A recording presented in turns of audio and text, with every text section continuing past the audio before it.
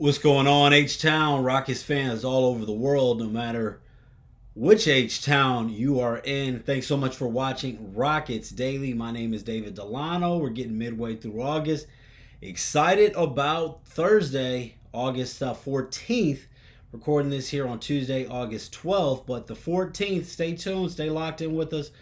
Go ahead and subscribe. We're going to be waiting for that NBA schedule to release and be diving right into it. You can also follow me on X at Get Sports Strong. Thanks so much for the messages, whether you're watching from DC, whether you're watching from Ohio, whether you're watching from Utah. It is all, or even further than that, Germany, Turkey, wherever.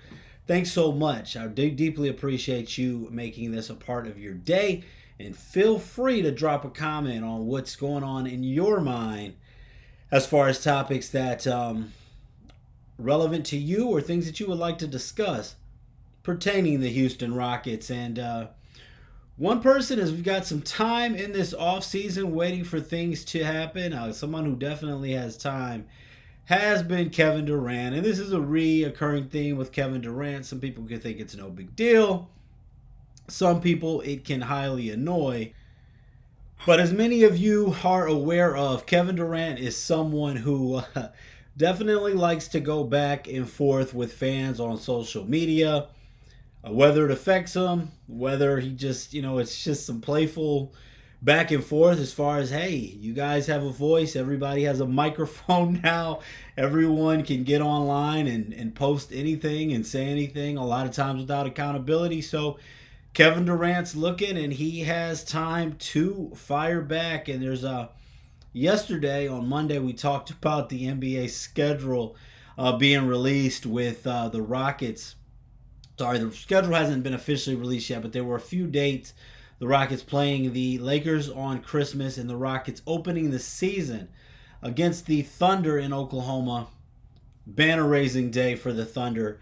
That was released to be the first game of the season for your Houston Rockets. And there were some people trolling Kevin Durant about returning to Oklahoma City. And Kevin Durant, you could say, playfully responded back and said, finally.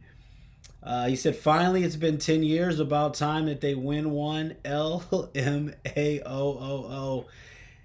And people can look at those some different ways. I mean, you're making fun of Oklahoma City for not winning in so long. You were a big part of that for a while. And is this something that bothers you? Is it just something about nothing? Kevin Durant has the right to, troll them, joke with them. May not even meant it that serious, but it is something talked about with Kevin Durant. I'm sure that it's going to be talked about during the season. I mentioned yesterday, we'll see what the opening lines are when the Rockets play the Thunder. The only thing that I can almost guarantee for the opening night against the Thunder is that there will be overreactions, whether the Rockets win or lose, whether Kevin Durant has a great game and drops 40, whether he struggles, whether the team struggles. Best or worst case scenario, it's ultimately just going to be one game, and you know that there are going to be overreactions. Another team, rival of the Rockets. Really, what we're trying to turn it more into a rivalry, make it less one-sided, and hopefully, we're past them at this point. But we haven't proven it yet on the floor. The Golden State Warriors, because there were some exchanges with Warriors fans as well on social media regarding Kevin Durant as far as why do they hate you so much? And he said something around the lines as far as the two MVPs that he won, the two Finals MVPs, must really be killing them and all and things of that nature. So, any thoughts with Kevin Durant? Would you like him to cut it out? I'm pretty sure that he won't cut it out. So it's just one of those things, H-Town, we're gonna have to live with, and hopefully. The loudest speaking is that the Rockets will be holding up the championship at the end of the year, and Kevin Durant will be able to do a lot of talking. Now, as far as Kevin Durant, as we talk about in this off season, his contract is something that We'll see how urgent it is to the Rockets front office. Kevin Durant, he's owed $54.7 million this season. This is the final season of a $194 million 4-year contract that he signed with the Nets back in 2021.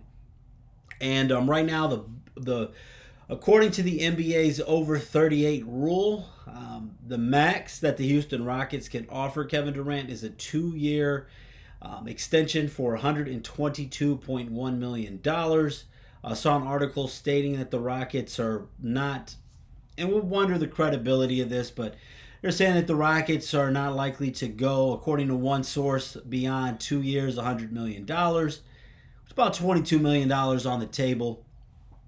Should the Rockets be rushing to make this deal? Should Kevin Durant take less money? And whose side is it in the best interest of waiting for the Rockets? Should the Rockets wait a little bit?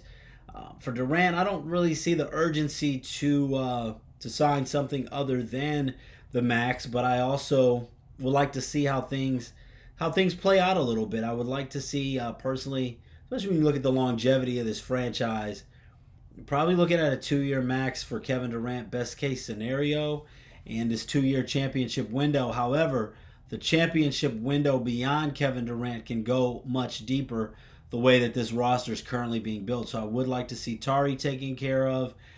And, as far as with Fred, point guard in the future, how many years does he have in the tank? Is Reed going to be someone we're going to be able to pass the torch to? We're going to need to spend some more money on the market for a point guard down the road, which I think that is going to be inevitable.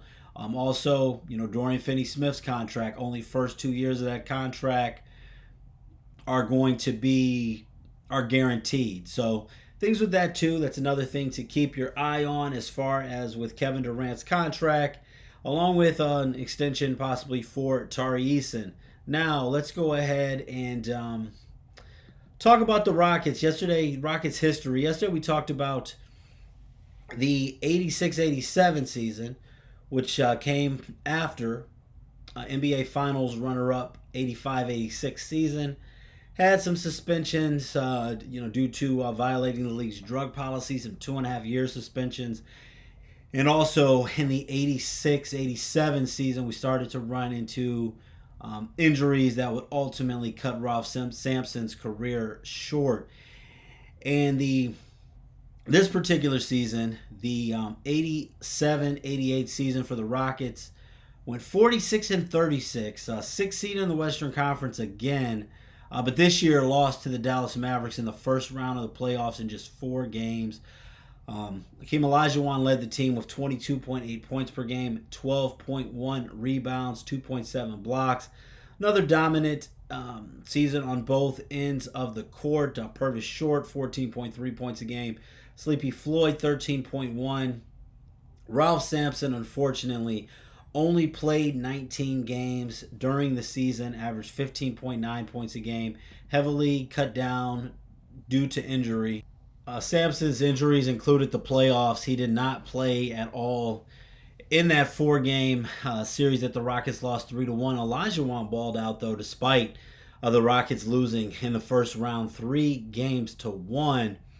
Olajuwon in that first round playoff series, 37.5 points per game, 16.8 rebounds per game. And I know the Big Diesel and Shaq starts to talk about things that guys have had to do to put teams on their back. Much respect to Shaquille O'Neal, but when it comes to the all-time list, especially with a lot that he's done on the defensive end and playing at the end of the 80s, not quite as many eyes on the NBA outside of Magic and Bird, and you had the Pistons had a little bit of a run there, but things that Olajuwon did often get overlooked, and I know he's always in that top 15 list historically, but I put Olajuwon ahead of Shaq on my list, just me personally. 37.5 points per game in that playoff series.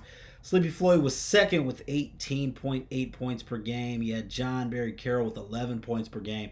So not a lot of help for Olajuwon, and having Sampson out did not help as well. World B. Free, an exciting player from that time, was with the Houston Rockets that season, ending out his career, last year of his NBA career. A lot of time with Philadelphia, some time with Cleveland, along with Golden State Warriors. Was with the Rockets that season. Averaged just 6.4 points per game that season. Over 20 points per game though for his career for World B. Free. So dominant season for Elijah Wan. First round loss for the Rockets, but it was a winning season overall. Rockets still at this point had not yet captured a championship in the franchise history. So that's the 87-88 season. Let me know what you guys think about Kevin Durant on social media. You for it, you against it, you don't care. Whether how passionate you are or not. Let me know also, what do you think about the contract extension? Who would you like to see the Rockets, take care of next between, Tyrese and Durant? I think we should hold off on this max. Is the max too much? Any thoughts that you have or anything about anything else in Rockets world. Thanks so much for watching. This is Rockets Daily. I'm David Delano. Go ahead and subscribe. Thanks so much for being here, but go ahead and subscribe. Lock in with us throughout a long stretch to go. God bless and be safe out there.